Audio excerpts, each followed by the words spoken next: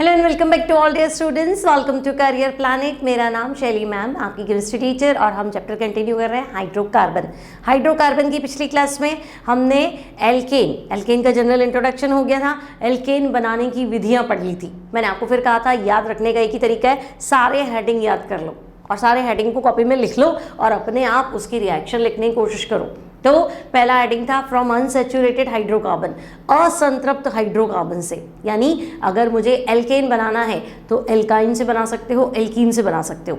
Second था आपका halo alkane से। हेलो एल्केन में दो रिएक्शंस थी, पहला अपचयन और दूसरा वुड्स अभिक्रिया।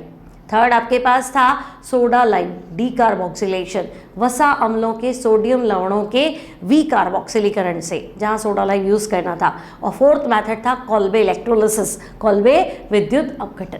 क्लियर है? तो भौतिक गुण हम पहले भी पढ़ चुके हैं। आज कुछ और फिजिकल प्रॉपर्टीज को डिस्कस करना है, एक बार वो देख लेते हैं, फिर हम केमिकल प्रॉपर्टीज ऑफ एल्केन को डिस्कस करेंगे। तो पहला पॉइंट हमारा रहेगा एल्केन के भौतिक गुण, physical properties of alkane, alkane के भौतिक गुण। अब बच्चों अगर मैं फिजिकल प्रॉपर्टीज की बात करूं तो मेन जो फिजिकल प्रॉपर्टीज है वो हमारी रहती है boiling point and melting point, गलनांक क्वथनांक। तो याद करो मैंने आपको पहले भी सिखाया था कि एल्केन में अगर मैं गलनांक और क्वथनांक की बात करूं, बॉइलिंग पॉइंट और मेल्टिंग पॉइंट, गलनांक क्वथनांक की बात करूं तो बेटा गलनांक और क्वथनांक अणुभार वेट के तो क्या होंगे, डायरेक्टली प्रोपोर्शनल, अणुभार के समानुपाती और शाखा के व्युत्क्रमानुपाती। ये हमने पहले पढ़ रखा है, तुम्हें याद होगा। तो boiling point melting point directly proportional to molar mass, अणुभार के तो समानुपाती, और ब्रांचिंग शाखा के तो हम कहेंगे इनवर्सली प्रोपोर्शनल। जितनी ज़्यादा एल्केन शाखित हो जाएगी अणु तक गोलीय हो जाएगा, गोल होने से पृष्ठीय क्षेत्रफल घट जाएगा, वॉन डेर वाल आकर्षण बल कम हो जाएंगे, इसलिए बॉइलिंग पॉइंट मेल्टिंग पॉइंट कम हो जाएंगे। अब ये बात कर रहा है इवन और ऑड कार्बन की, है ना, इनको हम पहले डिस्कस कर चुके हैं। सम संख्या युक्त एल्केन और विषम संख्या युक्त एल्केन। तो मान लो मैंने इवन कार्बन वाली एल्केन ले ली, मान लो मैंने ले लिया 1 2 3 4, है ना, सम संख्या युक्त, सम कार्बन संख्या युक्त एल्केन। ठीक है, तो मुझे लगा कि मैं ब्यूटेन ले लेती हूँ। ओके, तो हमने ऐसा कुछ देखा कि चलो ब्यूटेन ले लिया, है ना, 1 2 3 4। फिर एक और सम संख्या युक्त ले ली, ये भी 4 कार्बन वाली, और एक और ले लेते हैं 1 2 3 और 4। ये हमारा इवन कार्बन वाला एल्केन है। अब हम ऑड कार्बन वाला एल्केन ले लेते हैं, विषम कार्बन संख्या युक्त एल्केन।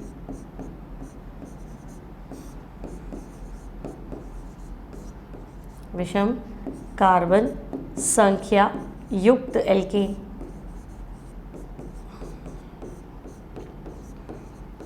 तो मान लो मैंने 5 कार्बन वाली एल्केन ले ली, 1 2 3 4 5। फिर एक और ले लेते हैं 5 कार्बन, 1 2 3 4 5, और फिर ले लेते हैं 1 2 3 4 5। अब हमें देखने को क्या मिलता है, देखो सम संख्या वाली एल्केन में देखो ये मैथिल और ये मैथिल विपरीत दिशा में, अगली एल्केन में देखो ये कार्बन और ये कार्बन विपरीत दिशा में, और यहाँ देखो ये मैथिल और ये मैथिल विपरीत दिशा में। यानी नज़दीक वाली एल्केन में देखो समान परमाणुओं के बीच में, सेम ग्रुप के बीच में दूरी ज़्यादा है, तो हम कहेंगे हाँ समान ग्रुप्स के बीच में, समान समूहों में दूरी ज़्यादा है, तो हम कहेंगे हाँ दूरी तो ज़्यादा दिख रही है। तो क्या होगा, तो भाई सेम ग्रुप में अगर डिस्टेंस कम है, यहाँ देख लो तो यहाँ तुम्हें लगेगा ये क्या है, सेम ग्रुप में तो दूरी कम है ना, ये ग्रुप तो कम है। तो एक जैसे ग्रुप होंगे, बल्कि होंगे, बड़े ग्रुप्स होते हैं, फैलने की जगह चाहिए, तो दूरी कम है तो जगह कम पड़ेगी, है ना। तो हम कहेंगे हाँ विषम वाले में तो मुझे देख के लग रहा है कि समान समूहों के मध्य दूरी कम। बात समझ में आ रही है? मैंने समान समूहों के मध्य दूरी कम, एक सेकेंड पहले मैं लिख दूँ। देखो मैंने 2 प्रकार की एल्केन बनाई है। पहले में इवन कार्बन है, सम संख्या युक्त कार्बन है 1 2 3 4। दूसरी विषम संख्या युक्त कार्बन है 1 2 3 4 और 5। अब समान कार्बन संख्या युक्त एल्केन में देखो, ये पहला और आखिरी कार्बन अपोजिट डायरेक्शन में, यहाँ पे ये पहला और आखिरी अपोजिट है, तो जब मैं इनके अणुओं को नजदीक लाऊंगी ना, तो विपरीत दिशा में होने के कारण ये अणु के समान ग्रुप एक दूसरे से दूर दूर होंगे। दूर दूर होंगे ना, दूरी ज्यादा है, इसका मतलब प्रतिकर्षण कम है कि नहीं? दूरी ज्यादा है मतलब प्रतिकर्षण क्या है? कम। और यहाँ आपके ग्रुप्स जो है, ये बल्कि ग्रुप्स है ना, ये इतनी जगह चाहिए इनको, तो यहाँ दूरी कम है, प्रतिकर्षण ज्यादा है। ठीक है, देख के तो लग रहा है कि प्रतिकर्षण जो है ये ज्यादा है। तो कई बार आपको देखने को मिलेगा कि भाई ये 4 वाली है, ये 5 वाली है ना, ये 6 वाली, 7 वाली है, तो हम तो कहते हैं ना अणुभार ज़्यादा है तो फिर क्वथनांक ज़्यादा होना चाहिए, गलनांक ज़्यादा होना चाहिए। तो ये कह रहा है नहीं, यहाँ देखो, यहाँ इनके मेल्ट होने के चांसेस तो बहुत ज़्यादा है ना। सेम ग्रुप में क्या है, तो हम कहेंगे प्रतिकर्षण है, तो ये सेट नहीं हो पाते, एडजस्ट नहीं हो पाते जितने अच्छे से ये सेट है, तो ये जल्दी से जो है वो मेल्ट हो जाते। यहाँ जो है थोड़ा अच्छे से एडजस्ट हो जाते हैं, तो मेल्टिंग पॉइंट यहाँ जो है वो थोड़ा कम होता है, सॉरी ज़्यादा होता है, और यहाँ मेल्टिंग पॉइंट प्रतिकर्षण ज़्यादा है, तो हल्का सा गर्म करती क्या हो जाते हैं, मेल्ट हो जाता है। तो इवन और ऑड में कभी कभी आपको ये देखने को मिलता है कि ऑड वाले का मेल्टिंग पॉइंट भले अणुभार ज़्यादा है कम हो जाता है, इवन वाले का मेल्टिंग पॉइंट क्या हो जाता है, ज़्यादा। वजह तो वजह वही, same group in same direction और same group in opposite direction. Clear है? तो ये आपका है, क्या बोलेंगे हम, इवन और ऑड कार्बन में आपको देखने को मिला क्या, मेल्टिंग पॉइंट। ठीक है, तो हम कहेंगे भाई यहाँ प्रतिकर्षण कम, यानी कोई लड़ाई झगड़ा नहीं है, तो यहाँ मेल्टिंग पॉइंट गलनांक ज़्यादा है। और यहाँ अगर हम बात करें प्रतिकर्षण ज़्यादा है तो मेल्टिंग पॉइंट यानी कि गलनांक जो है वो कम है। क्लियर? तो ये हमारा एक फिजिकल प्रॉपर्टी रह गया था। नेक्स्ट आता है एल्केन के रासायनिक गुण, chemical properties of alkane. Alkane के रासायनिक गुण, ठीक है, केमिकल प्रॉपर्टीज देख लेते हैं, रासायनिक गुण। अब बेटा एल्केन में एक कार्बन है और दूसरे कार्बन में सिंगल बॉन्ड है, और बाकी सारे फ्रेंड्स जो है वो हाइड्रोजन है, सब सिंगल बॉन्ड के थ्रू जो कनेक्टेड है। तो हम कहेंगे हाँ संतृप्त है ना, एल्केन तो होता ही संतृप्त है, कोई परेशानी नहीं है। अब मुझे तो रिएक्शन करानी, तो तुम कहोगे हाइड्रोजन को हटाओ, दूसरे ग्रुप को कनेक्ट करो, रिएक्शन हो जाएगी। तो एल्केन की जब भी मुझे अभिक्रिया करानी होगी तो मुझे हाइड्रोजन हटाना पड़ेगा और नए ग्रुप की एंट्री देनी पड़ेगी। तो हम कहेंगे हाँ, अब हाइड्रोजन हटाऊंगी और नए ग्रुप की एंट्री आएगी, मतलब एक को हटा के उसकी जगह दूसरे को बिठाना, यानी प्रतिस्थापन अभिक्रिया। एक ग्रुप को जब दूसरे ग्रुप से रिप्लेस करते हैं, एक समूह को दूसरे ग्रुप से हटाते हैं, प्रतिस्थापित करते हैं, तो अभिक्रिया का प्रकार क्या होता है, प्रतिस्थापन अभिक्रिया, सब्स्टिट्यूशन रिएक्शन। अब एल्केन पे जो अटैक करने वाली स्पीशीज होती है वो होती है इलेक्ट्रॉन स्नेही। तो अगर मैं तुमसे पूछूं कि एल्केन की सामान्य रासायनिक अभिक्रियाएं, तो आपको बताना है ये इलेक्ट्रोफिलिक सब्स्टिट्यूशन, ये इलेक्ट्रॉन स्नेही प्रतिस्थापन अभिक्रियाएं दर्शाते हैं। एल्केन कौन सी अभिक्रियाएं दर्शाएंगे, तो हम कहेंगे इलेक्ट्रॉन स्नेही प्रतिस्थापन अभिक्रियाएं दर्शाते हैं। ठीक है भाई, एल्केन की कॉमन जो रिएक्शंस है वो इलेक्ट्रोफिलिक सब्स्टिट्यूशन है, इलेक्ट्रॉन स्नेही प्रतिस्थापन अभिक्रियाएं है, मान लेते चलो। अब इनमें जो पहली रिएक्शन हमारे पास आती है वो आती है हैलोजनीकरण, है ना। एल्केन की हैलोजिनेशन, हैलोजनीकरण अभिक्रिया समझो। ठीक है, अब हैलोजन मतलब हैलोजन से क्रिया, हैलोजनीकरण, हैलोजन आके अटैक करेगा। तो हैलोजन तो 4 होते हैं, फ्लोरीन, क्लोरीन, ब्रोमीन, आयोडीन। तो हम कहेंगे 4 प्रकार के हैलोजन है, कौन कौन से, F2 fluorine, Cl2 chlorine, Br2 bromine, I2 iodine. अब फ्लोरीन तो इतना ज़्यादा रिएक्टिव है कि इसको लाइट की ज़रूरत ही नहीं, मतलब हमें बहुत ज़्यादा अगर एनर्जी चाहिए तो हम कंपाउंड को गर्म करते हैं, थोड़ी कम एनर्जी चाहिए तो हम कहेंगे देखो सनलाइट भी हो जाएगी, ठीक है। लेकिन और कम चाहिए तो हम कहेंगे सनलाइट भी नहीं ले लो, हल्की फुल्की लाइट ले लो, उसमें भी हो जाएगा, है ना। सनलाइट भी छोड़ दो, अपन क्या बोलते हैं वेवलेंथ और एनर्जी इनवर्स है ना, कम वेवलेंथ वाला प्रकाश लेंगे तो एनर्जी ज़्यादा आएगी, ज़्यादा वेवलेंथ वाली लाइट लोगे तो एनर्जी कम आएगी। तो ठीक है, ज़्यादा वेवलेंथ वाली लाइट लेंगे तो एनर्जी कम हो जाएगी, ठीक है। तो ये कह रहा है नहीं, फ्लोरीन को तो लाइट की ही जरूरत नहीं है, मतलब फ्लोरीन इतना क्रियाशील है कि ये तो इन डार्क, अंधेरे में ही अभिक्रिया कर लेता है ना। मतलब तुम बल्ब लगाओ उससे पहले तो फ्लोरीन मीथेन से रिएक्ट कर चुका होगा। एक्सोथर्मिक रिएक्शन है, विस्फोटक अभिक्रियाएं हैं। तो भाई इससे तो डर ही लगे कि अब इसको क्या, हम तो देखे उससे पहले तो ये अंधेरे में रिएक्ट कर जाएगा। तो इसकी अभिक्रियाएं क्या होती हैं, एक्सप्लोजिव होती हैं, विस्फोटक अभिक्रियाएं होती हैं। तो आपको देखेंगे आप लोग कि भाई जनरली हम केमिस्ट्री में फ्लोरीनेशन कम ही करते हैं, फ्लोरीन से अभिक्रियाएं कम कराते हैं। फिर क्लोरीन ब्रोमीन, तो भाई यहाँ हमें लाइट की ज़रूरत होती है, यहाँ हमें सनलाइट चाहिए, बिना सनलाइट के हमारा काम नहीं होगा। और आयोडीन में और एनर्जी चाहिए, तो हम कहेंगे यहाँ हीट करना पड़ता है, ऊष्मा की आवश्यकता होती है। ठीक है, आयोडीन के केस में हमें हीट एनर्जी देनी पड़ेगी, ऊष्मा की आवश्यकता होती है। तो अगर मैं कहूँ एल्केन का हैलोजनीकरण कराना है, फ्लोरीन, क्लोरीन, ब्रोमीन, आयोडीन, सर्वाधिक क्रियाशील कौन है, तो तुम कहोगे जो अंधेरे में रिएक्ट कर जाएगा। तो सर्वाधिक क्रियाशील है फ्लोरीन, फिर क्लोरीन, फिर ब्रोमीन और फिर आयोडीन। क्लियर। अब एक और सवाल बनता है कि एल्केन का जो हैलोजनीकरण है बेटा, अगर आपसे पूछे कि एल्केन का हैलोजनीकरण कौन सी अभिक्रिया है, क्रियाविधि कौन सी है, तो हम कहेंगे क्रियाविधि की हमने तो देखा कि एल्केन की अभिक्रिया कौन सी होती है, इलेक्ट्रॉन से ही प्रतिस्थापन। अब एल्केन में एक एक हाइड्रोजन हटाऊंगी तभी तो एक एक हैलोजन आएगा। तो प्रतिस्थापन तो समझ में आता है, इलेक्ट्रॉन स्नेही के रूप में। तो जब आप सनलाइट लेते हैं ना बच्चों, तो मुक्त मूलक बनते हैं। सूर्य के प्रकाश में हमेशा समांश विखंडन होता है, होमोलिटिक बॉन्ड फिशन, एक बंध का विखंडन, दो परमाणुओं के मध्य सहसंयोजक बंध का विखंडन इस प्रकार से होना कि दोनों परमाणु जो अपना अपना इलेक्ट्रॉन ले जाए। मतलब ये एटम कहेगा भाई मैं अपना इलेक्ट्रॉन ले जा रहा हूँ, ये एटम कहेगा मैं अपना इलेक्ट्रॉन ले जा रहा हूँ, कोई लड़ाई झगड़ा नहीं। तो दो परमाणुओं के मध्य सहसंयोजक बंध का विखंडन इस प्रकार से हो कि दोनों परमाणु अपना अपना इलेक्ट्रॉन रख ले। तो जो स्पीशीज बनती है वो होती है फ्री रेडिकल, मुक्त मूलक, और जनरली मुक्त मूलक सनलाइट की प्रेजेंस में बनते हैं। तो हम कहेंगे एल्केन का हैलोजनीकरण मुक्त मूलक प्रतिस्थापन अभिक्रिया का उदाहरण है। फ्री रेडिकल सब्स्टिट्यूशन, मुक्त मूलक प्रतिस्थापन अभिक्रिया का उदाहरण है। ठीक है, एल्केन का हैलोजनीकरण मुक्त मूलक प्रतिस्थापन अभिक्रिया का उदाहरण है। ठीक है, बनेगा तो मुक्त मूलक, हम कहेंगे ओके।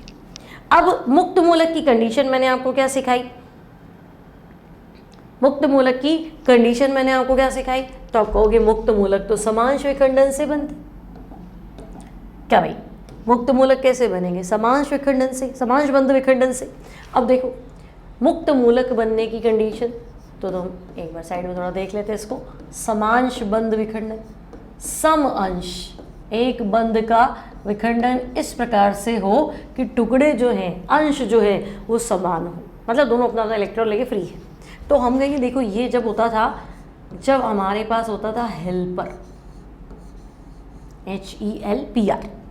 अब हेल्पर क्या है, तो देखो अगर मेरे पास कोई रिएक्शन में हीट है, इलेक्ट्रिसिटी है ना, अगर कहीं पे एरो पे लिखा है विद्युत अपघटन, कहीं पे लिखा है नहीं हमने हीट किया, या कहीं लिखा है लाइट, ठीक है ना, सनलाइट हो या कोई भी लाइट हो, या फिर लिखा है परऑक्साइड,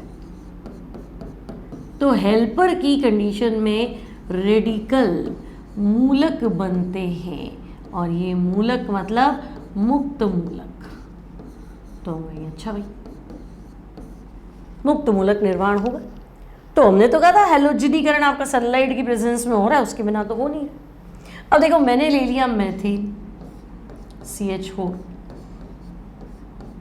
ठीक, मैंने तुम्हें कहा इसकी अभिक्रिया क्लोरीन से करा सनलाइट की प्रेजेंस में, तो तुम कहोगे क्लोरीन आएगा, है ना, इसको बाहर निकालेगा तो ये क्या करेगा, HCl के साथ बाहर, H के साथ बाहर जाएगा ना, HCl, हाइड्रोजन चला जाएगा क्लोरीन के साथ, इस संयोजकता में क्लोरीन आ जाएगा। फिर मुक्त मूलक है तो कंटिन्यू बनता जाएगा, अभिक्रिया कंटिन्यू चलेगी। दूसरा क्लोरीन आएगा तो दूसरा क्लोरीन कहेगा ठीक है भाई मैं इसको हटा देता हूँ, ये HCl निकल जाएगा, और इस बॉन्ड पे Cl चिपक जाएगा, CH2Cl2। थर्ड तो हम कहेंगे देखो ऐसा भी हो सकता था, फिर क्लोरीन आता, ये H और ये Cl चला जाता, यहाँ क्लोरीन आ जाएगा। और फोर्थ जो चांस है वो इसको हटा दो भाई, ये HCl चला जाएगा और यहाँ Cl आ जाएगा, एक एक करके सारे रिप्लेस हो जाएंगे। मतलब जब मैं मैथेन की क्रिया क्लोरीन से कराऊं सनलाइट में, मैथेन की क्रिया क्लोरीन से सनलाइट में या यूवी लाइट में या डिफ्यूज लाइट में, है ना, विसरित प्रकाश में, तो एक हाइड्रोजन जाएगा एक क्लोरीन के साथ, बाकी हाइड्रोजन यूं के यूं रहेंगे। अगले स्टेप में जाएंगे तो बाकी हाइड्रोजन यूं के यूं, मतलब तो मैं कहूँगी देखो एक हाइड्रोजन एक क्लोरीन को हटा देगा, तो एक हाइड्रोजन निकलेगा तो बेटा एक संयोजकता खाली हुई ना, वहाँ Cl आ जाएगा प्लस HCl। तो मैथेन की क्रिया क्लोरीन से कराई सनलाइट में, तो पहला प्रोडक्ट क्या है CH3Cl। अब CH3 क्या है तो हम कहेंगे CH3 तो मैथिल है, और Cl क्या है तो क्लोराइड है, तो CH3Cl होता है बेटा मैथिल क्लोराइड।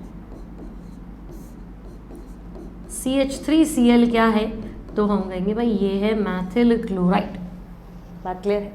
फिर हम कहेंगे अगला स्टेप, तो जब CH3Cl की क्रिया फिर से क्लोरीन से कराऊं सनलाइट की प्रेजेंस में, ठीक है, तो एक हाइड्रोजन फिर कहेगा मैं जा रहा हूँ क्लोरीन के साथ, तो एक हाइड्रोजन निकलेगा तो मेरे लिए तो जगह खाली हो गई ना, CH2Cl, और एक जगह खाली हो गई वहाँ फिर से Cl आ जाएगा, तो CH2Cl2, है ना।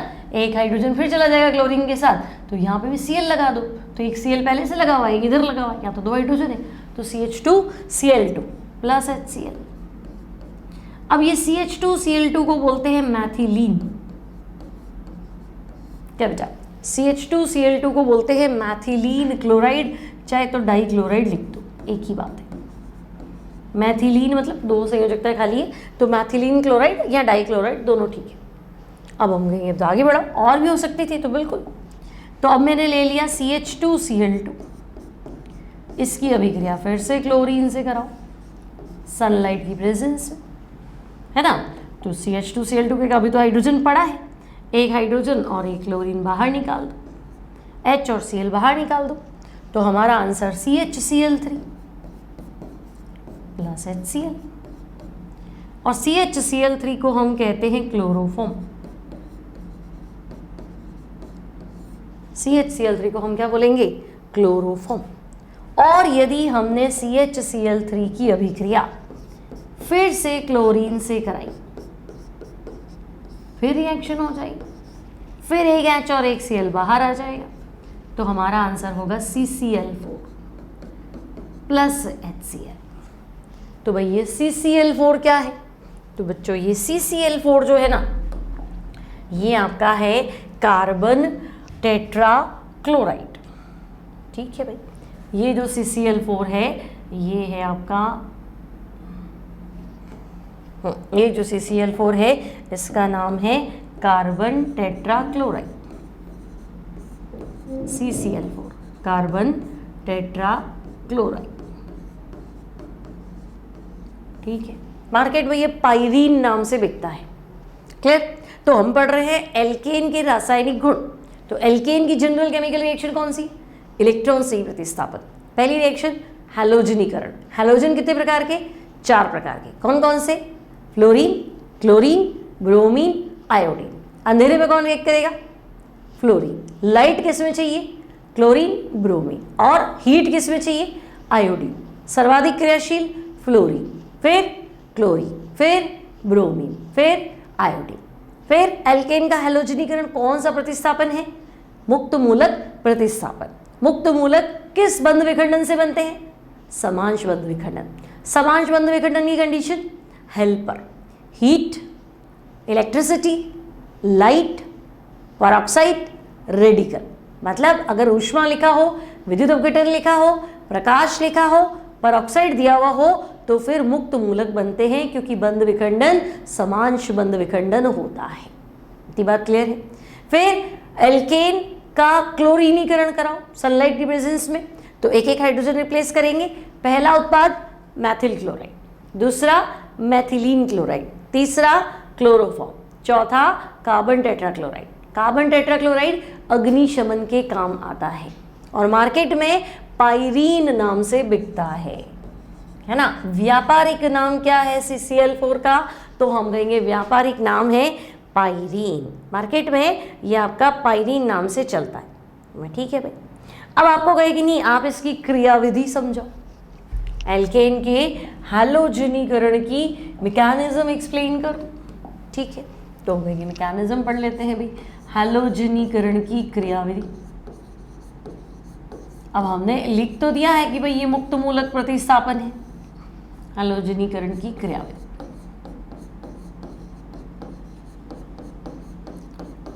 तो देखो हम कहेंगे कि भाई ये जो है 3 स्टेप में कंप्लीट होता है। एल्केन का हैलोजनीकरण 3 पदों में पूर्ण होता है।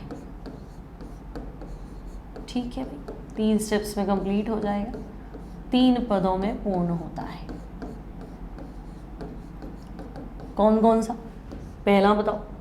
तो पहला आपको लिखना है श्रृंखला प्रारंभ करने वाले पद, चेन इनिशिएटिंग स्टेप। श्रृंखला प्रारंभ करने वाला पद, चेन इनिशिएटिंग स्टेप। अब इस स्टेप में क्या होना है? तो हम कहेंगे देखो इस स्टेप में सबसे पहले जो हमारा हेलोजन है ना, इसका सनलाइट की प्रेजेंस में समांश बंध विखंडन होगा, होमोलिटिक बॉन्ड फ्यूजन होगा, समांश बंध विखंडन। समांश बंध विखंडन मतलब ऐसा बंध विखंडन कि 2 एटम के बीच में जो ये इलेक्ट्रॉन है ना, ये जो आपका इलेक्ट्रॉन है दोनों के बीच में, ये कहेगा मैं अपना इलेक्ट्रॉन ले जा रहा हूँ, मैं अपना इलेक्ट्रॉन ले जा रहा हूँ। आधा एरो बनाते हैं, हाफ एरो नोटेशन, कि आप अपना इलेक्ट्रॉन लेके आ रहे हो, पूरा मतलब दूसरे को भी उठा के ले आ रहे हो। तो हम कहेंगे नहीं, इक्वल डिस्ट्रीब्यूशन है, समान रूप से वितरण है, तो आपको यहाँ मिलेगा Cl dot plus Cl dot. और Cl डॉट का नाम क्या है? तो हम कहेंगे क्लोरीन मुक्त मूलक। ये जो हमारा Cl डॉट है इसको हम क्या बोलने वाले हैं? तो इसको हम बोलने वाले हैं क्लोरीन मुक्त मूलक, क्लोरीन फ्री रेडिकल। ठीक है, पहला हो गया श्रृंखला प्रारंभ करने वाला पद। दूसरा जो है ना बेटा, वो है श्रृंखला संचरण पद, चेन प्रोपेगेटिंग स्टेप। श्रृंखला संचरण पद रिएक्शन को आगे बढ़ाने में क्या काम कर रहा है? ठीक है, तो चेन इनिशिएटिंग हो गया, श्रृंखला संचरण मतलब आगे जाओ। अब हम कहेंगे ठीक है आगे तो बढ़ जाए, कोई तो अटैक करेगा, तो मुक्त मूलक तो बहुत ज़्यादा क्रियाशील है, क्लोरीन के रहा तो Cl2 बन के रह लेता हूँ, या फिर किसी के साथ बॉन्ड बना लेता हूँ, वैसे कैसे रहूँगा? Cl dot. Cl डॉट तो बहुत क्रियाशील है। तो हमने तो एल्केन लिया है, मान लो मैंने मैथेन लिया है, तो ये मैथेन है ना, मैं ऐसे लिख देती हूँ CH3H, ये आ गया क्लोरीन अटैक करने। ठीक, अब इसका भी समांश बंध विखंडन होगा, है ना। ये हाइड्रोजन कहेगा भाई मैं अपना इलेक्ट्रॉन ले जा रहा हूँ, ये मैथिल कहेगा मैं अपना इलेक्ट्रॉन ले जा रहा हूँ, तो मेरे तो 2 मुक्त मूलक तैयार हो गए ना, एक तो मैथिल डॉट और H डॉट, और इसको तो एक को पकड़ना है। अब ये ज़्यादा खतरनाक होता है, H डॉट की क्रियाशीलता बहुत ज़्यादा है, तो ये Cl डॉट किसको पकड़ेगा? H डॉट को, कि मैं HCl बना लेता हूँ, ये अभी थोड़ा धमाका कर देगा, और आपका मुक्त मूलक मैथिल फ्री पड़ा है। ठीक है, तो हम कहेंगे हमें मिला CH3 डॉट प्लस HCl। तो चलो आगे तो बढ़ी, पहचानेंगे किसी संचरण पद को, तो एक मुक्त मूलक अटैक करेगा, एक तो साइड कंपाउंड बनेगा और एक मुक्त मूलक वापस बनेगा, आक्रमण भी मुक्त मूलक करेगा और नया मुक्त मूलक बनेगा, ऐसे। तो हम कहेंगे ठीक है CH3 डॉट मतलब मिथाइल फ्री रेडिकल, मैथिल मुक्त मूलक। ठीक है भाई, ये बन गया हमारा मैथिल मुक्त मूलक। अब तो ये मैथिल मुक्त मूलक ये दोनों चुप बैठेगा, ये भी अटैक करेगा, ये मैं भी अटैक करूंगा भाई। तो मैथिल मुक्त मूलक मान लो क्लोरीन के पास पहुंच गए, मुझे भी अटैक करना है ना। तो क्लोरीन वाला जो बॉन्ड है, ये क्लोरीन के भाई अपना इलेक्ट्रॉन ले जा रहा हूँ, मैं अपना इलेक्ट्रॉन ले जा रहा हूँ, तो मुझे क्या मिला? मुझे मिला मैथिल डॉट, और क्या मिला? Cl dot. तो मैथिल डॉट Cl डॉट तो एक कंपाउंड बना लेंगे, तो मैं कहूँगी हाँ एक तो बना, चलो मैथिल क्लोराइड तो बना, और आगे क्या? Cl डॉट, क्लोरीन मुक्त मूलक। ठीक है, तो श्रृंखला प्रारंभ करने वाले में तो क्या होगा, कोई भी इनिशियल कंपाउंड होगा जो चालू हुआ है, रिएक्शन स्टार्ट हुई है, वो अपना अपना इलेक्ट्रॉन लेके मुक्त मूलक बनाएगा। संचरण पद में एक मुक्त मूलक होगा जो कि आपके क्रियाकारक पे आक्रमण करेगा, एक नया मुक्त मूलक बनेगा। फिर ये नया मुक्त मूलक फिर से क्रियाकारक पर आक्रमण करेगा। क्रियाकारक तो मेथेन भी है, क्लोरीन भी है, तो एक साइड प्रोडक्ट बनेगा और एक मुक्त मूलक बनेगा। अब ऐसा चलता जाएगा तो बिल्कुल चलेगा। खत्म कब होगा, तो तीसरा स्टेप जो होता है वो होता है चेन टर्मिनेशन स्टेप, श्रृंखला समापन पद, चेन टर्मिनेशन स्टेप, श्रृंखला समापन पद। क्या आपकी रिएक्शन खत्म होने वाली है। कैसे खत्म होगी, तो देखो होगा क्या, मान लो अब Cl ही बचा है, तो Cl डॉट आपस में मिल जाएगा कि चलो ठीक है, अपना तो कंपाउंड तैयार है, क्लोरीन डॉट। मान लो मैथिल डॉट और Cl डॉट बचा है, तो मैथिल डॉट Cl, भाई ऐसा तो भी नहीं, अकेला यही बचेगा, ये भी बचा, जो जिससे टकराएगा वो आंसर है। तो मैथिल डॉट Cl डॉट टकराएंगे तो मेरा आंसर मैथिल क्लोराइड। अब तुम्हारे दिमाग में आ गया, ऐसा भी तो हो सकता था कि मैथिल डॉट से टकराता, तो बिल्कुल मैथिल डॉट से टकराता है ना, ये भी होता है, बिल्कुल होता है। लेकिन ज़्यादा प्रोबेबिलिटी ना ऑपोजिट रेडिकल्स की होती है। भाई टीम ए इधर से आ रही है, टीम बी उधर से आ रही है, तो ए और बी में धमाका होगा ना, ए और बी में लड़ाई होगी, है ना। ए आपस में लड़ लें, बी आपस में लड़ लें, आपस में टकराए, उसके चांसेस कम है। आपस में पहला रेडिकल विपरीत दिशा वाले जो होते हैं, विपरीत जो होते हैं ना रेडिकल्स, ऑपोजिट रेडिकल, भाई मैथिल एथिल से टकराया, एथिल मेथिल से टकराया, ऐसे, ठीक है। तो ये CH3 डॉट टकराएगा तो CH3 सिंगल बॉन्ड CH3। तो समापन पद को कैसे पहचानोगे, तो तुम्हें लगी रहना अब समाप्ति तो हो रहा है, कुछ हो तो नहीं रहा, नया तो कुछ बनने के चांस है नहीं, तो नया कुछ बनने के चांसेस नहीं है, तो ये आपका माना जाएगा टर्मिनेशन स्टेप, श्रृंखला समापन पद, ठीक है। तो अगर आपसे पूछे कि भाई आप तो ऐसा करो, मैथेन की अभिक्रियाएं बता दो, मैथेन की अभिक्रिया क्लोरीन से करानी है ना, एक तो कह दे कि ना सीधे सूर्य के प्रकाश में, डायरेक्ट सनलाइट, मतलब तुम्हें यूवी लाइट नहीं दी, तुम्हें ऐसे नहीं बोला, HNU नहीं लिखा, सीधे सूर्य के प्रकाश में, मतलब तेज लाइट, दिन में 12 बजे तो तपती लाइट होती है ना, वो हाई इंटेंसिटी वाली। तो फिर क्लोरीन क्या करेगा, इसके सारे हाइड्रोजन उड़ा देगा, तब तो मुझे जो आंसर मिलेगा ना वो सिर्फ कार्बन ब्लैक मिलेगा।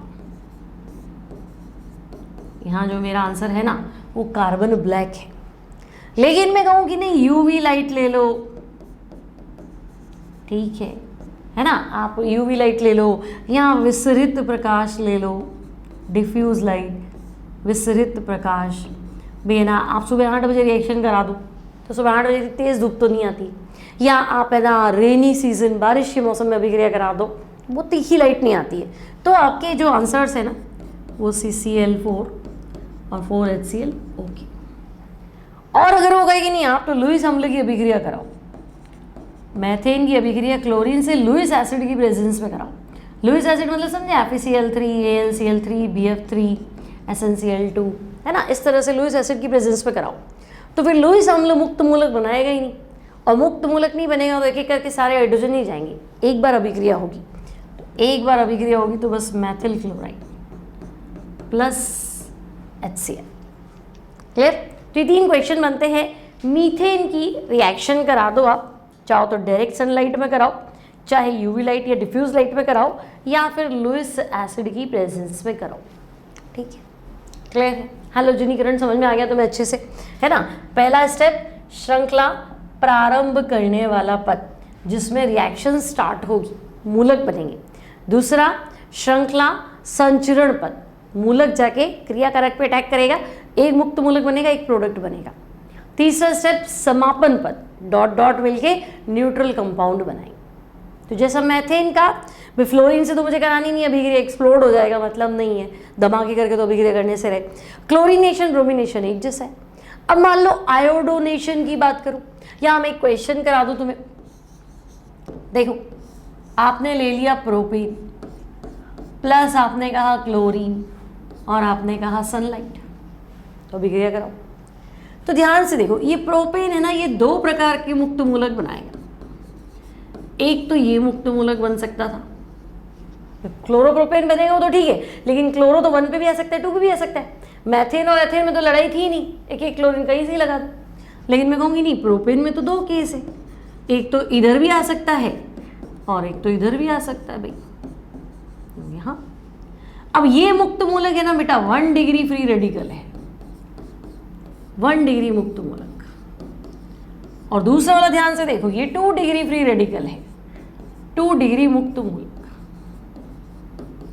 अब मुक्त मूलक का अगर आप स्टेबिलिटी ऑर्डर देखें, स्थायित्व क्रम देखें, तो मुक्त मूलक का स्टेबिलिटी ऑर्डर होता है 3, 2, 1। सबसे बढ़िया मुक्त मूलक 3 डिग्री, फिर 2 डिग्री, फिर 1 डिग्री। तो मैं कहूँगी ये तो 2 डिग्री है, ये तो ज़्यादा स्टेबल है भाई, अधिक स्थायी। और 1 डिग्री वाला क्या है, तो वो तो कम स्थायी। तो 2 degree free radical more stable then 1 degree radical.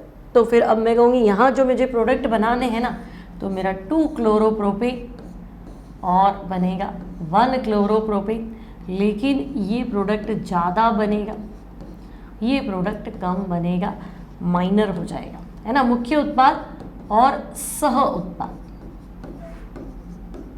सह उत्पाद भी मैं भी हूँ, लेकिन मेन प्रोडक्ट नहीं हूँ। मेन प्रोडक्ट वो है, वो साइड प्रोडक्ट है, ठीक है।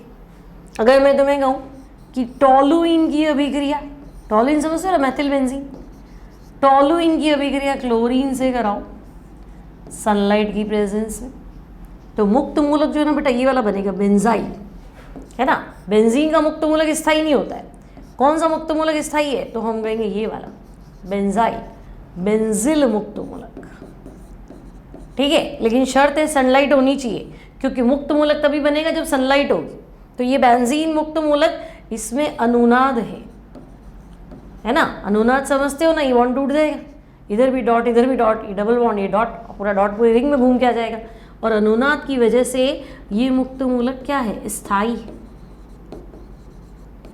तो फिर कहीं पे भी अटैक नहीं होगा, यहाँ साइड में अटैक होगा, तो हम कहेंगे साइड चेन हेलोजिनेशन, पार्श्व श्रृंखला हेलोजिनीकरण होगा, और ये मेरा बनेगा बेंजिल क्लोराइड,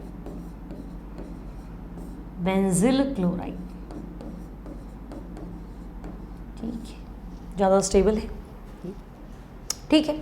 तो प्रोपेन की अभिक्रिया क्लोरीन से सनलाइट में 2 बना 1 बना, तो हम कहेंगे 2 वाला ज़्यादा स्टेबल है, इसलिए वो बना। यहाँ पे बेंजिल क्लोराइड। अब आपको लगेगा बाकी हाइड्रोजन, हाँ, तो अगर आपने क्लोरीन आधिक्य में लिया है तो हाइड्रोजन सारे उड़ा दो, एक बार और HCl निकाल दो, Cl लगा दो, फिर एक बार और H निकाल दो, Cl लगा दो, सारे पॉसिबिलिटीज है, ठीक है। अब है कि भाई ये तो आपका क्लोरीनीकरण हुआ, आयोडोनेशन।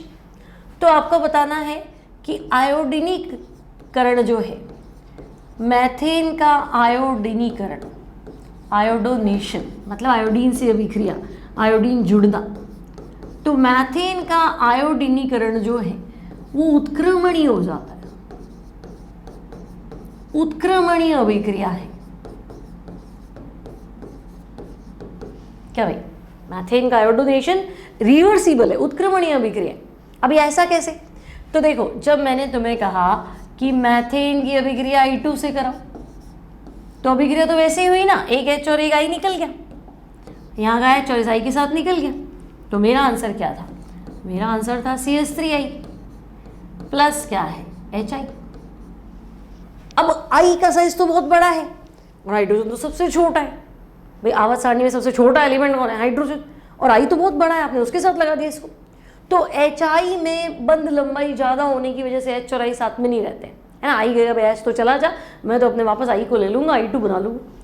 तो ये कहेगा मैं तो अपने I को ले लूँगा, I2 बना लूँगा, और तू CH3 के साथ चिपक जा और तू मैथेन बना ले, तो तुम तो पीछे जा रहे हो। तो ये अभिक्रिया जो है वो रिवर्सिबल है, क्योंकि HI साथ में नहीं रहता, HI से अलग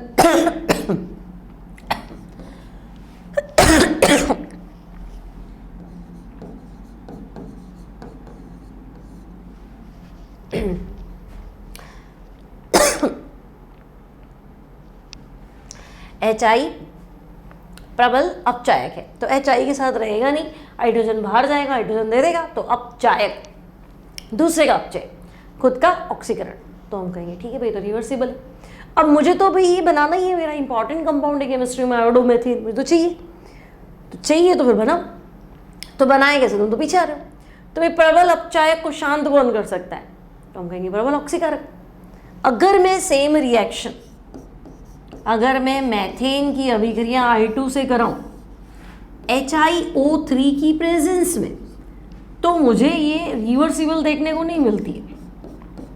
तो मुझे लग रहा है अभिक्रिया आगे चल रही है ना, वापस पीछे आई नहीं, बाउंस बैक हुआ ही नहीं।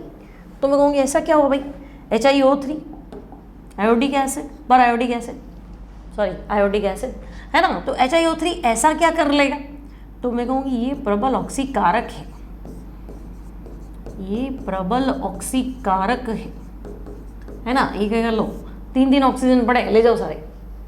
तो हम कहेंगे अच्छा, HiO3 कहेगा कि मैं अकेला ही 3 ऑक्सीजन दे दूंगा, ले तो आ जा Hi, है ना, तो हाइड्रोजन दे रहा है, ऑक्सीजन दे रहा हूँ, मैं अकेला 3 दे रहा हूँ, तो ये मैं 5 ले लेती हूँ, क्योंकि एक तो इधर भी पड़ा है, 5 और 6 हो गए ना।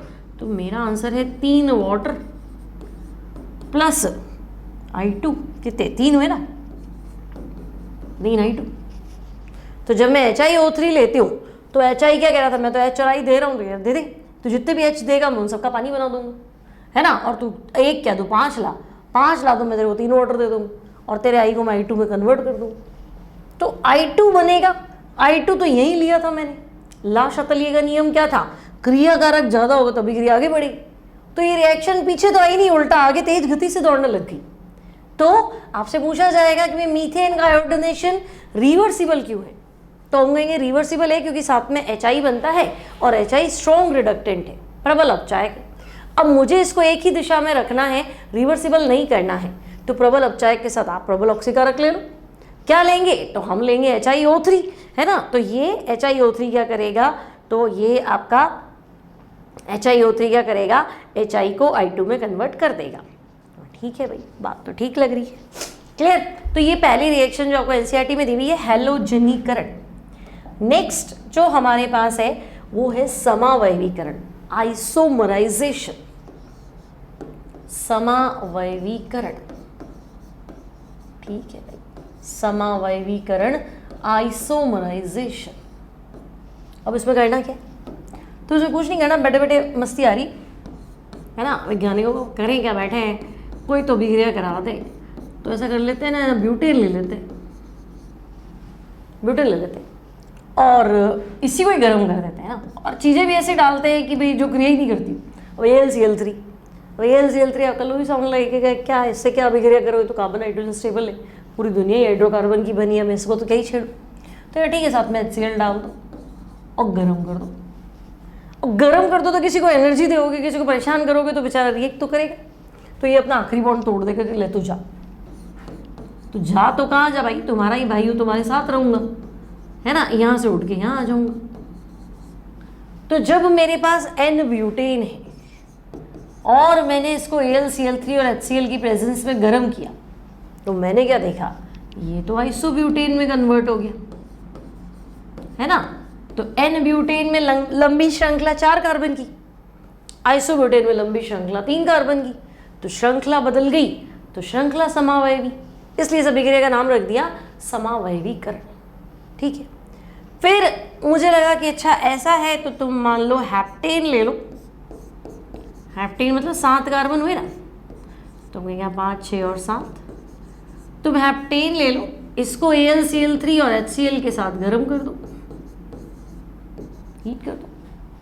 ठीक है, अब ये NCERT में तो नहीं है, लेकिन इस पर सवाल मिलेगा तुम्हें, शीट्स जब लगाओगे, मॉड्यूल लगाओगे तब। हेप्टेन, तो हेप्टेन को अगर मैं गर्म करूँगी तो ऑब्वियसली बॉन्ड टूटेंगे, तो ये बनाता है 2,2,3 ट्राईमेथिल, 2,2,3 ट्राईमेथिल ब्यूटेन, 2,2,3 ट्राईमेथिल ब्यूटेन। देखो चेक करो, 2,2,3 ट्राईमेथिल ब्यूटेन, तो 3 मैथिल और ब्यूटेन 7 कार्बन तो हो गए। इसको हम ट्रिप्टेन भी बोलते हैं, 2,2,3 ट्राईमेथिल ब्यूटेन, इसको हम ट्रिप्टेन भी बोलते हैं। तो हमें बढ़िया है, ट्रिप्टेन ठीक लग रहा है ना। फिर मैंने कहा ऐसा करो ऑक्टेन ले लो, तो ऐसा करो ऑक्टेन ले लो, 6, 7, 8 नॉर्मल ऑक्टेन, और तुम ऑक्टेन को गर्म कर दो AlCl3 और HCl के साथ। अब वही बात है, अब तुमने हीट दी है तो कुछ तो होगा ही सही। हाँ, तो अशाखित हम देख रहे कब से शाखित बना रहे। तो जब मैं ऑक्टेन के साथ ऐसा करती हूँ तो ये बनाता है 2,2,4 ट्राईमेथिल पेंटेन, 2,2,4 ट्राईमेथिल पेंटेन। देख लो, 1 2 3 4 5, 2,2,4 ट्राईमेथिल पेंटेन, 2,2,4 ट्राईमेथिल पेंटेन। ठीक है, और इसका जो नाम है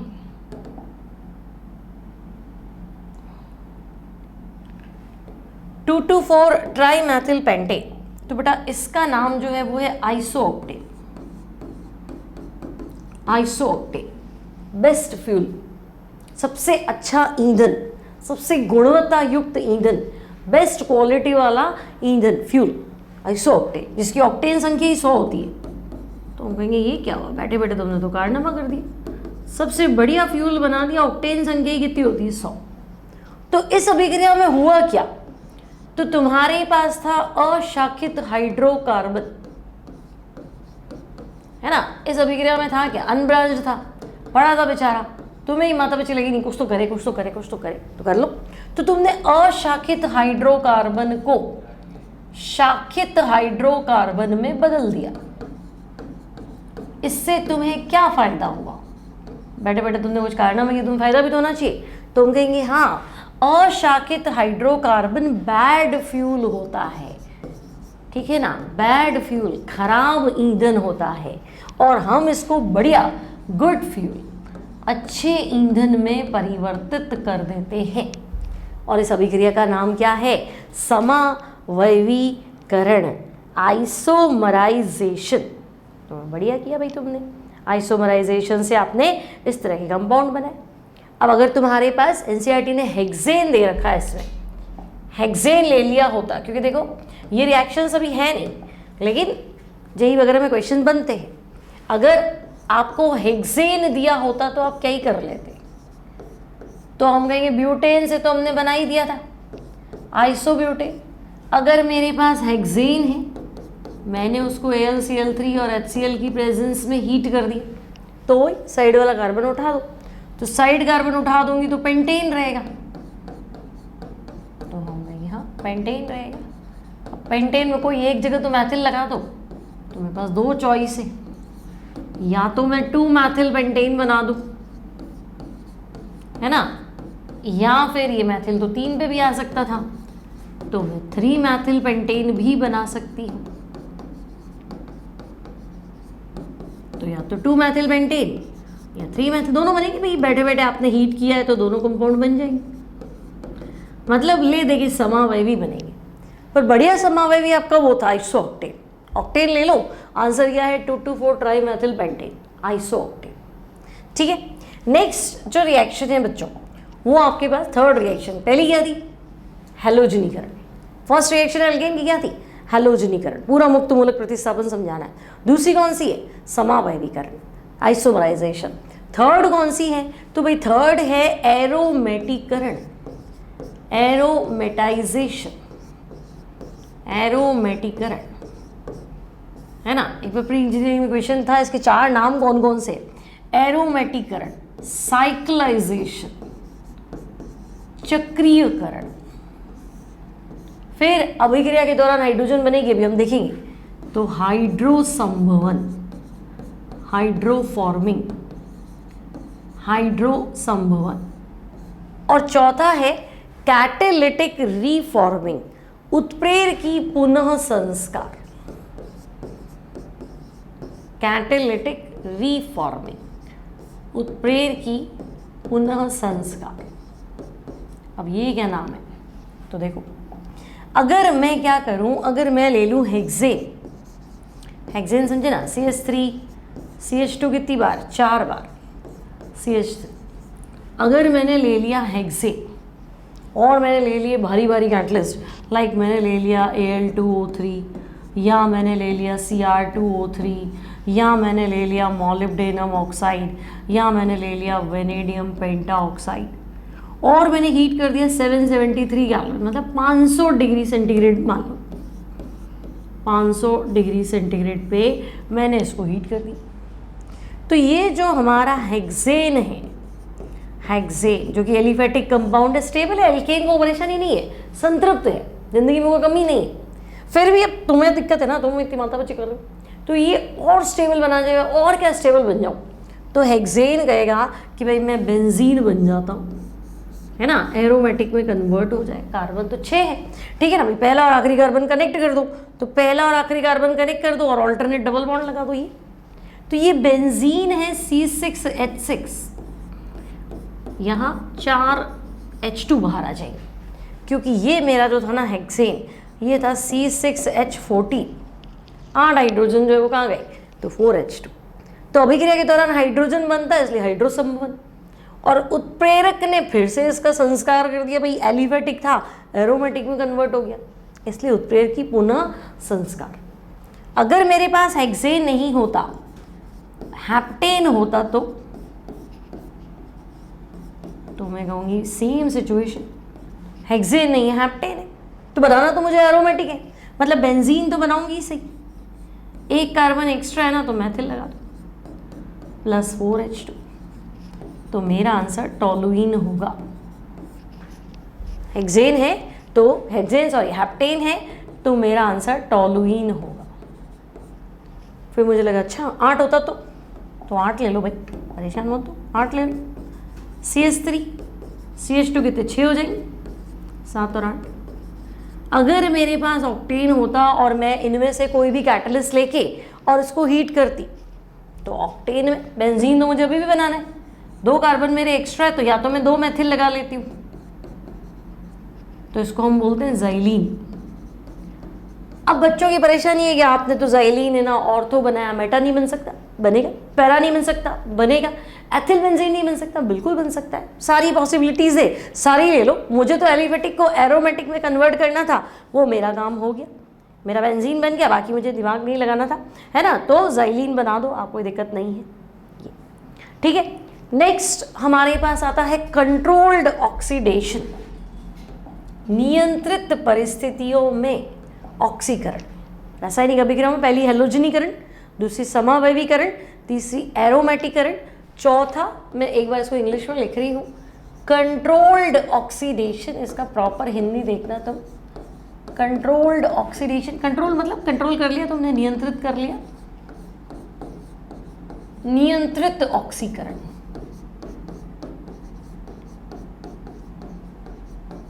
नियंत्रित ऑक्सीकरण। अब हम क्या करते हैं, कंट्रोल्ड ऑक्सीडेशन, पहले मैं आपको एक ऑक्सीडेशन सिखा देती हूँ कि देखो क्या ही होता होगा। मान लो मेरे पास मेथेन है, अब अगर जितना चाहिए उतना ऑक्सीजन ले लो, जितनी मर्जी पड़े उतना ऑक्सीजन ले लो, है ना, जला दो उस कंपाउंड को पूरा का पूरा, तो फिर उसको ऑक्सीडेशन नहीं बोल के कंबशन बोलते, दहन, वायु की उपस्थिति में जलाना। लेकिन मैं कंट्रोल सप्लाई करती हूँ, देखो इतना ऑक्सीजन है, इतना ऑक्सीजन है, तो कंपाउंड अपने हिसाब से कन्वर्ट होगा। देखो अगर एक ही ऑक्सीजन परमाणु है तो ये कहेगा भाई कार्बन को ऑक्सीकृत कर लेता हूँ, है ना, OH बना लेता हूँ।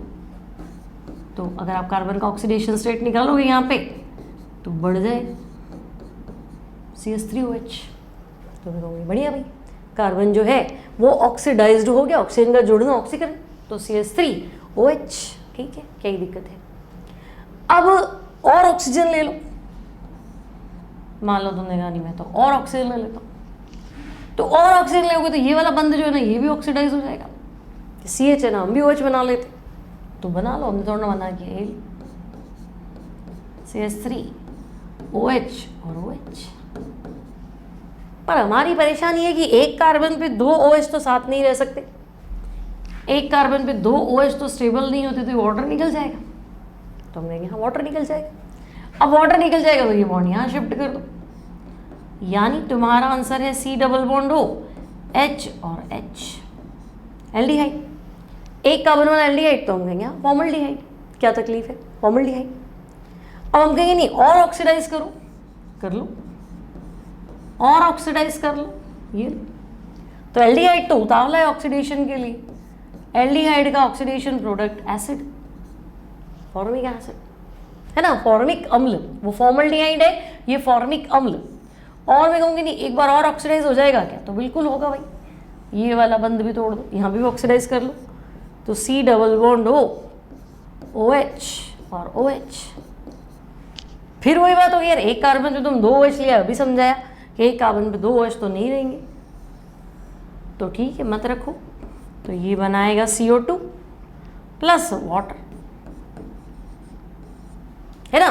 तो देखो कम ही ऑक्सीजन था, एक परमाणु आधा मोल ऑक्सीजन आया, 1 मोल मीथेन को आधा मोल ऑक्सीजन दिया, तो मीथेनॉल। O2 दे दो, O और O क्या, O2, तो हम कहेंगे एल्डिहाइड। और ऑक्सीजन दे दो तो एसिड, और दे दो तो CO2 और वाटर, मतलब फुल दे दो तुम, तो फुल दे दोगे तो तुम्हें देखने को क्या मिलेगा, तो भाई हमें देखने को मिलेगा दहन ही हो गया, ठीक है। तो हुआ क्या, तो हम कहेंगे भाई डिपेंड, सारे प्रोडक्ट्स बन सकते हैं, है ना। ये तो एक एग्जाम की तरह है कि भाई क्लास में जो बच्चे हैं, है ना, मान लो कोई बच्चा जो है वो बस एक ही क्वेश्चन कर पाएगा और वो यहाँ तक पहुँचा, कोई बच्चे को लगेगा नहीं मैं तो इसके आगे भी सॉल्व कर सकता हूँ, तो यहाँ तक पहुँच गया, किसी को लगेगा नहीं मैं इसके आगे भी सॉल्व कर सकता हूँ, तो यहाँ पहुँच गया, और कर सकते हो तो यहाँ, और कर सकते हो तो यहाँ। तो ये रिएक्टिविटी और सिलेक्टिविटी है, अलग अलग कैटलिस्ट की अलग अलग क्षमता है, कोई कितना काम कर सकता है, कोई कितना काम कर सकता है, ये तो सबकी अपनी अपनी क्षमता है। यानी अगर मैं तुम्हें कहूँ कि भाई मीथेन है, मीथेन का ऑक्सीडेशन कराओ लेकिन तुम कॉपर की प्रेजेंस में कराओ, तो कॉपर कहेगा नहीं मैं तो एक ही स्टेप तक जा पाऊंगा भाई, और मीथेनॉल बनाऊंगा। तुम हीट कर दो, सिर्फ हीट का साइन लिख सकते हो, टेम्परेचर याद नहीं हो तो लमसम लिखे 523 केल्विन के आसपास, तो मीथेनॉल। फिर तुम कहोगे नहीं मीथेन को मैं ऑक्सीडाइज तो करूंगा मॉलिब्डेनम ऑक्साइड के साथ, तो कर लो, तो मॉलिब्डेनम कहेगा मैं तो अगले स्टेप तक भी चला जाऊंगा। तो पहले स्टेप में मीथेनॉल था ना, दूसरे स्टेप में देखो, है ना, ये कार्बन भी ऑक्सीडाइज हो गया था, OH फिर वाटर निकल गया था, तो फॉर्मल्डिहाइड। तो मॉलिब्डेनम ऑक्साइड कहेगा भाई मैं तो फॉर्मल्डिहाइड तक एक स्टेप और आगे पहुंच जाऊंगा, ठीक है ना। इसको मैथेनेल भी बोलते हैं बेटा, मैथेनेल, एल्डिहाइड ना एल, वो मैथेनॉल, मैथिल अल्कोहल, मैथेनॉल, ये मैथेनेल, ठीक है। अगर मैं मीथेन की जगह ईथेन ले लूँ और मैं कहूँ कि तुम मैंगनीज एसीटेट से ऑक्सीडेशन कराओ, तो ये तो बहुत तेज है, ईथेन को ऑक्सीडाइज करने चला, तो ये फुल्ली ऑक्सीडाइज कर लेगा आखिरी वाले कार्बन को ना। इस कार्बन को कहेगा मैं तेरा CO2 बना देता हूँ, इस बंद को तोड़ना मुश्किल होता है, CC बंद बहुत मजबूत होता है, तो आखिरी वाले कार्बन को तो कर लो ऑक्सीडाइज, CH3C पूरा ऑक्सीडाइज कर लिया, तो CO2 H plus water, water जो है बाहर निकाल देना, अपने को ये चाहिए। तो ये आपका क्या बन गया, मैंगनीज एसीटेट से ऑक्सीडाइज करोगे एथेन को, तो आपका आंसर एसिटिक एसिड। अब हायर एल्केन्स ऑक्सीडाइज होते नहीं है, चाहते भी नहीं है क्योंकि बहुत कम क्रियाशील है, ऐसे तो ऑक्सीडाइज हो नहीं सकते, है ना। लेकिन तुम KMnO4 लिया है, KMnO4 आपका प्रबल ऑक्सीकारक है, हीट और कर दो, तो KMnO4 क्या करेगा, KMnO4 इस 3 डिग्री कार्बन को ऑक्सीडाइज कर लेगा, और मेरा आंसर जो है वो है तृतीयक ब्यूटिल अल्कोहल। क्या भाई, टर्शरी ब्यूटाइल अल्कोहल, तृतीयक butyl alcohol, tertiary butyl alcohol या तृतीयक ब्यूटिल अल्कोहल। अगर मैं KMnO4 को लूँगी तो KMnO4 प्रबल ऑक्सीकारक है और इस 3 डिग्री कार्बन को ऑक्सीडाइज कर देगा, ठीक है भाई। अब हम कहेंगे चलो ये तो ऑक्सीकरण है, नियंत्रित परिस्थितियों में, मान लो हमें तो कंट्रोल करना ही नहीं, आप तो पूरा ही कर लो, कंप्लीटली ऑक्सीडाइज कर लो, तो उसे हम बोलते हैं दहन, कंबशन, दहन अभिक्रिया। आपको बोलेगी ऐसा करो, मेथेन का दहन अभिक्रिया लिखो, है ना, मेथेन को वायु की उपस्थिति में जलाओ, तो एक ही नियम है, जितने भी कार्बन है CO2, जितने भी हाइड्रोजन है वाटर, कार्बन तो एक ही है तो CO2 बना दो, ठीक। जितने भी हाइड्रोजन है वाटर, हाइड्रोजन कितने 4, अब एक वाटर में 2 हाइड्रोजन चाहिए H2O, 2 हाइड्रोजन लाओगे तो एक जल का अणु बनेगा, 4 लाओगे तो 2 बनेगा। अब बैलेंस करो, तो ऑक्सीजन 2 तो यहाँ है और 2 यहाँ है, टोटल 4 है। CO2 में ऑक्सीजन कितने हैं, OO, वाटर में एक ही है लेकिन वाटर 2 है, तो टोटल ऑक्सीजन 4 है ना, तो O2 में तो 2 ही है, तो मैं ट्वाइस लिख देती हूँ। इस तरह से बैलेंस है। फिर मैंने कहा अच्छा ऐसा करो कि तुम ब्यूटेन का ऑक्सीकरण लिखो, दहन लिखो, C4H10 + O2। तो मैं कहूँगी 4 कार्बन है तो CO2 तो 4 बना लेते हैं, और हाइड्रोजन 10 है तो वाटर 5 बना लेते हैं। ठीक है, 4 CO2 5 वाटर। अब CO2 4 है तो ऑक्सीजन 8 और 5 13। अगर मैं यहाँ 13 लिख दूंगी तो 13 × 2 26 हो जाएगा, तो इस 2 को काटना है ना तो 2 से डिवाइड कर दो। ठीक है, और हर बार आपको लगेगी नहीं ऐसी कौन बैलेंसिंग करेगा, तो एक फॉर्मूला याद रख लो, CnH2n + 2। ये तो कौन है, तो ये तो एल्केन है। अब एल्केन में जितने भी कार्बन हैं आपको ऑक्सीजन उसके 3 गुने से 1 ज़्यादा चाहिए। भाई जितना ये N है ना उतना तो मुझे O2 देना ही पड़ेगा, प्लस ये हाइड्रोजन दुगने से 2 एक्स्ट्रा है, तो इसका दुगना और मतलब 2N है ना, प्लस 1 इसलिए क्योंकि हाइड्रोजन तो मेरे पास 2 है, लेकिन 2 हाइड्रोजन का वाटर तो 1 ही बनेगा, इसलिए 3N + 1। ठीक है, 3N + 1 O2 डिवाइड बाय 2। ये क्लियर। तो मुझे इतनी ऑक्सीजन चाहिए, तब जाके जितने कार्बन है CO2 तो उतनी बनती है, और वाटर 1 ज़्यादा बनता है। देखो 4 है तो 5, 1 है तो 2, तो N + 1 H2O। ये ठीक है, तो ये एक सिंपल रिएक्शन है भी, आपको ना बैलेंस नहीं करनी पड़ती है। 3N + 1 मतलब अगर मैं कहूँ पेंटेन C5H12 तो ऑक्सीजन कितनी चाहिए, तो 5 × 3 15 + 1 16 डिवाइड बाय 2, 16/2 8। तो पेंटेन के ऑक्सीकरण में कितने मोल ऑक्सीजन चाहिए, 8 मोल, सीधा आंसर। ठीक है ना। कितनी CO2 बनेगी, तो पेंटेन में 5 कार्बन है तो 5 बनेगी। जल के अणु कितने बनेंगे, तो भाई 1 ज़्यादा, 5 है ना पेंटेन में, तो जल के अणु 6। तो ये शॉर्टकट है, जल्दी हो जाता है क्वेश्चन, इसलिए अदरवाइज आप ऐसे कर ही सकते हो। ठीक है, फिर अगर मैं आपको कहूँ कि नहीं स्टीम से रिएक्शन, आप भाप से क्रिया लिखो। मीथेन की रिएक्शन आपको करानी है, लेकिन आपको रिएक्शन स्टीम से करानी है। तो भाई देखो स्टीम मतलब फॉर्मूला तो वाटर ही रहेगा ना, गैस लिख देती हूँ और तो क्या, तो यहाँ स्टीम मतलब ये। टेम्परेचर आपको हाई लेना है 1273 केल्विन, ये आपकी एस ब्लॉक में इक्वेशन थी। अब मैं क्या ही कर लूँ, मैथेन ले लिया, वाटर ले लिया। अब सी तो हाइड्रोजन के साथ तो है ही, इसके हाइड्रोजन का तो क्या करेगा, पूरा संतृप्त भी हो रखा है, तो ये कार्बन इसके ऑक्सीजन के साथ कनेक्ट होगा, तो ये बनाएगा CO + 3H2। भाप अंगार गैस, वाटर गैस बोलते हैं। ठीक है, तो एक को एस ब्लॉक पे क्वेश्चन आता है, कोल गैसिफिकेशन की अभिक्रिया लिखो, तो ये रिएक्शन होती है। ठीक है, रिएक्शन इज स्टीम। नेक्स्ट है पाइरोलाइसिस, ताप अपघटन या भंजन भी कह सकते हैं। पाइरोलाइसिस, ताप अपघटन या भंजन, क्रैकिंग भी कह सकते हो। मतलब अगर मेरे पास मीथेन है और मैं कहूँ 1000 डिग्री सेंटीग्रेड पे गर्म कर लो, तो इतना ज़्यादा गर्म करोगे तो बेचारा टूट ही जाएगा, तो टुकड़े हो जाएंगे। हम कहेंगे हाँ कार्बन अलग हाइड्रोजन अलग। ये कार्बन जो है ना बेटा, ये कार्बन ब्लैक है, कार्बन तो काला ही होता है, कार्बन ब्लैक। इसको छपाई की शय, प्रिंटिंग इंक बनाने में प्रयुक्त करते हैं। Carbon black printing ink. तो मैं कहूँ ऐसा करो, एथेन ले लो और गर्म कर दो, तो क्या ही चॉइस है। अगर मैं मीथेन बनाऊं तो पीछे CH2 का तो कुछ होगा नहीं, है ना, एथेन है। अगर मैं हाइड्रोजन यहाँ से उठा के मैथेन बनाऊं तो CH2 क्या, CH2 तो नहीं होगा। तो ऐसा करो इथीन बना दो, और जो 2 हाइड्रोजन निकलेंगे वो H2 बन के उड़ जाएंगे। ये हो सकता था। फिर मैं कहूँगी तुम तो ऐसे करो, हेक्सेन ले लो, है ना, हेक्सेन ले लो, तोड़ो। अब सारी पॉसिबिलिटीज है ना, आपने हीट करा, जितना भी हो सकता है 5 एक तरफ, एक तरफ, तो एक वाला मैथेन बना दो, उसको पेंटीन बना दो, वो सही है, दिक्कत नहीं है ना। अगर कोई कहेगी लो हेक्सेन का ताप अपघटन किया, पेंटीन प्लस मैथेन, तो हाँ मना मत करो, सही। ब्यूटीन प्लस एथेन, तो वो भी सही है, वो भी कोई मना नहीं कर सकता। ठीक है ना। और 3 डिवाइड कर लो, प्रोपिल प्रोपिल, तो एक को हाइड्रोजन इधर पहुंचा दो, तो एक प्रोपेन एक प्रोपीन, तो वो भी ठीक है भाई, चॉइस है, कुछ भी बन सकता है। तो प्रोपीन प्लस प्रोपेन, है ना। तो इसमें आपको दिमाग ज़्यादा लगाना नहीं है, सारी पॉसिबिलिटीज़ लिख दो। अब एथेन में तो एक ही थी कि इथीन बन सकता है, तो वहाँ हम नहीं छेड़ेंगे, आप सारी पॉसिबिलिटीज़ लिख सकते हैं।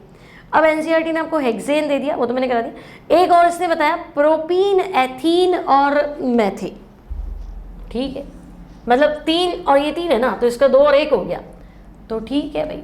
प्रोपीन प्लस प्रोपीन हाइड्रोजन इधर से आया ना, उधर जाएगा तो ethene plus ethane, methane sorry, 3 2 5 और 1 ये, तो ये भी पॉसिबल था, propene plus ethene plus methane, ठीक है भाई।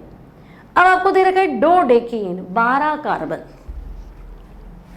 है ना, मेरे पास 12 कार्बन, डोडेकेन, तो हाइड्रोजन दुगने से 2 ज़्यादा,